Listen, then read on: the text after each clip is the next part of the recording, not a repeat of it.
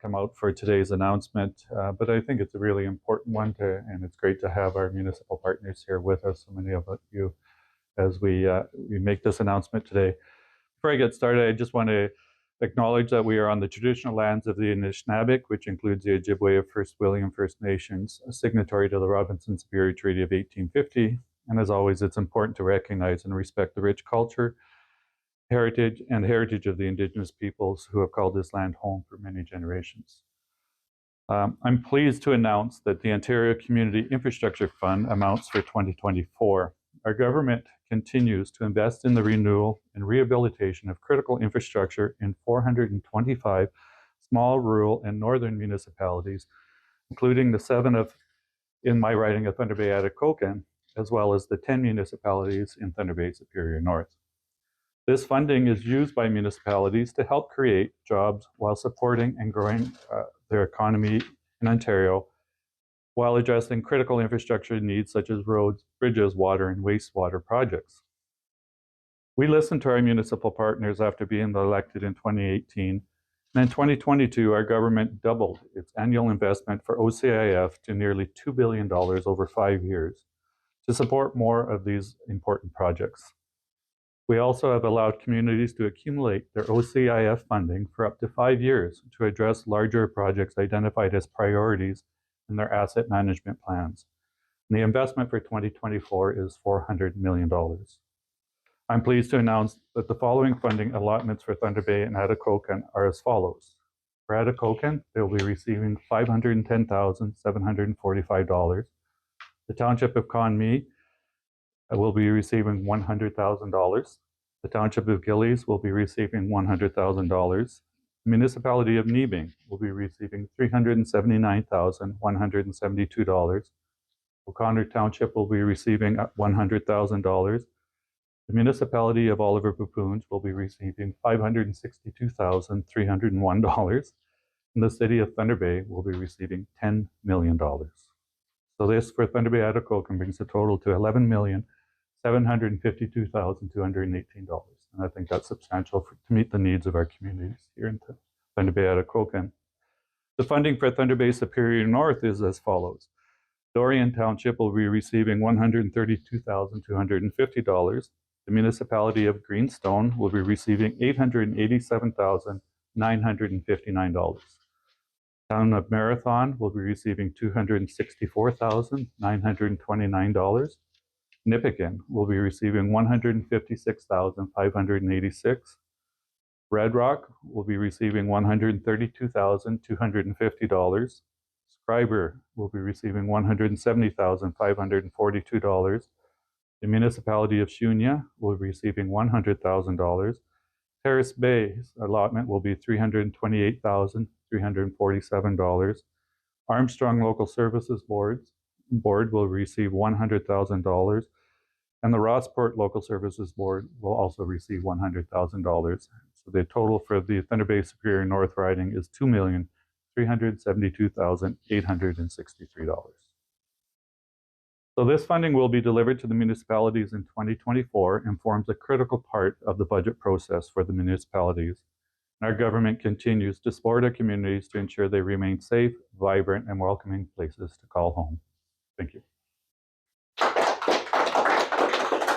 So I'd ask Mayor Boschkoff if you'd like to come up and say a few words.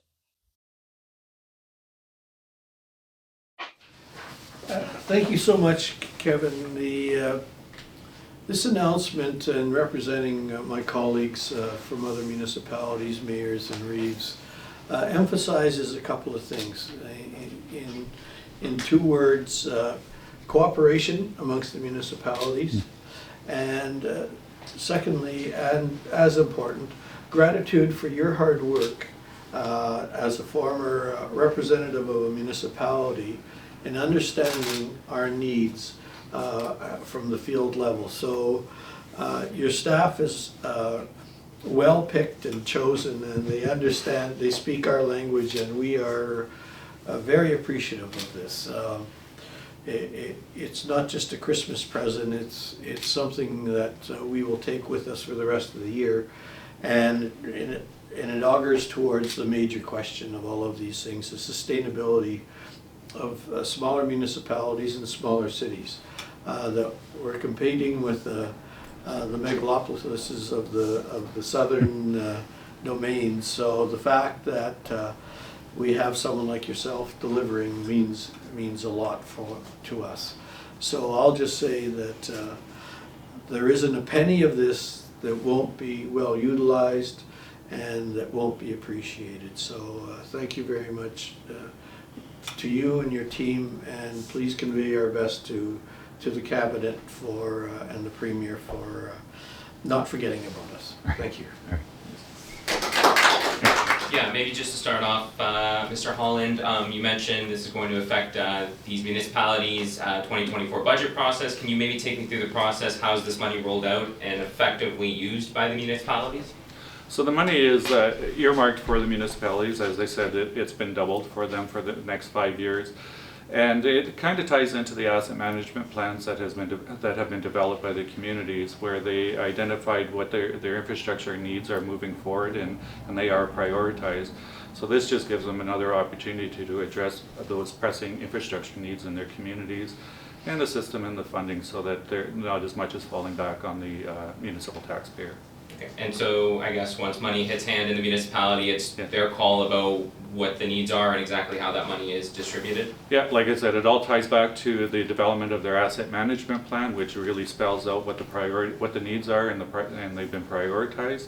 And the municipalities then use that as a tool to really roll out the funding that we provide to them. And as I mentioned in my remarks, that they have the ability to bank this for up to 5 years. So if they do have a large infrastructure need that can't be captured in 1 year's worth of funding, they can build that up to meet that need. So you say that number's been doubled. Are we to understand that last year the province committed $5 million to this in Thunder Bay, and now it's $10 million? Correct. So in 2022, the fund was doubled. So for all of the communities, all the numbers I gave to you today were half that amount prior to 2022. So.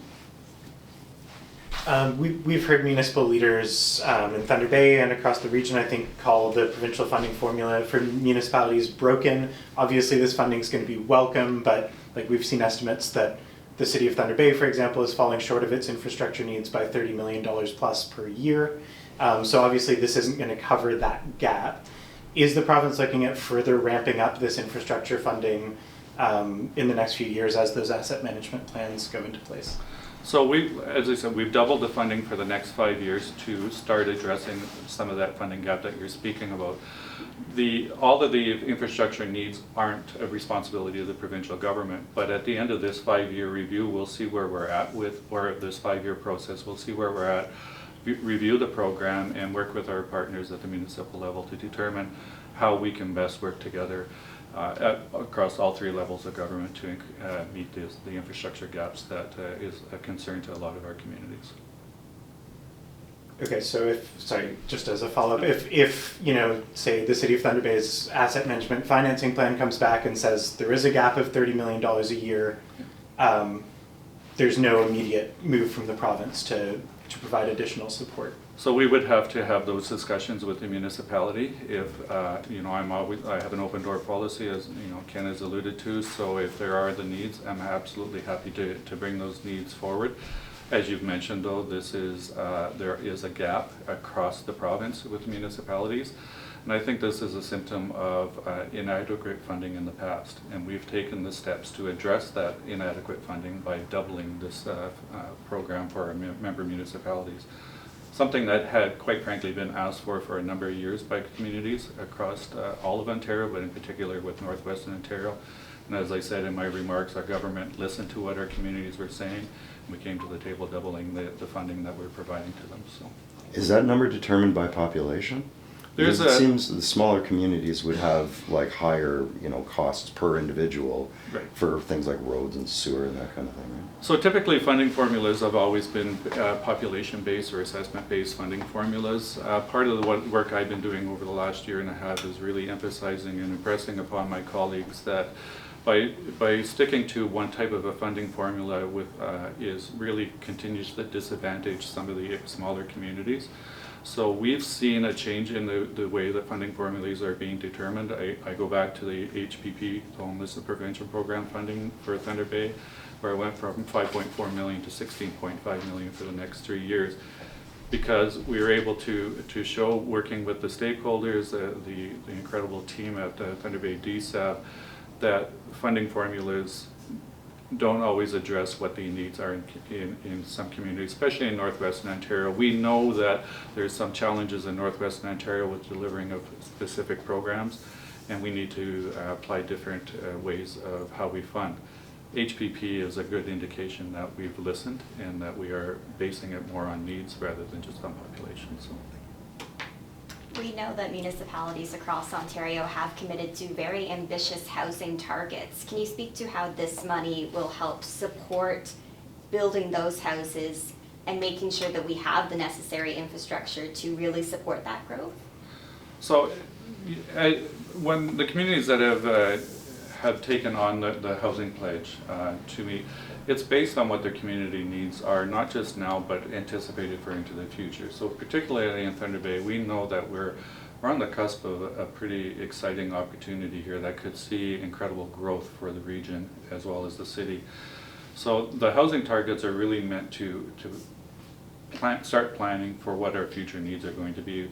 So much of the situation that we're facing right now is because there has been lack of planning across levels of government with regards to what the anticipated needs were going to be. So we're currently now having to address with that lack of foresight for what the needs are going to be now, while we continue to plan for what the needs are going to be in the future. So funding like this, it again, as I said earlier, the municipalities will take that based on their asset management plan, prioritize the projects that they need to address to meet the needs of not just now but into the future. And I'm sure that the city will be looking at what their housing pledges are and what their infrastructure needs are going to be moving forward, and that will form obviously part of the conversation as we move forward on any funding opportunities. Good to go. Maybe just starting off, spending a lot of time covering council myself, the infrastructure gap comes up fairly consistently. You would know that being around the table. How far does the $10 million coming to the municipality go in terms of addressing it? Well, first of all, we're always grateful for almost any amount. And certainly when you get into 8 figures of assistance, then we're deeply grateful, because it will allow us to expand those subdivisions and that infrastructure that we haven't really paid much attention to over the last little while. So that will be the catch up, so that we can get ahead of the mining boom, so that as the people come here with their families, we're going to be able to provide housing for them, as well as the existing community that needs to expand. So to us, this is really I'd call it a transfusion. This is a great support for us. So I'm quite happy, as I know our planning department and our development people are too.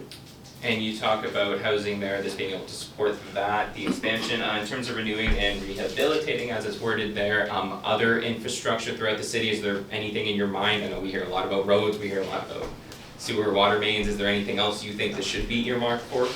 You know, outside right now, this late in the year, it's a pretty mild day. Normally we'd have a month of frozen temperatures, which allows us to plan to do better things and get ready for snow load and all that.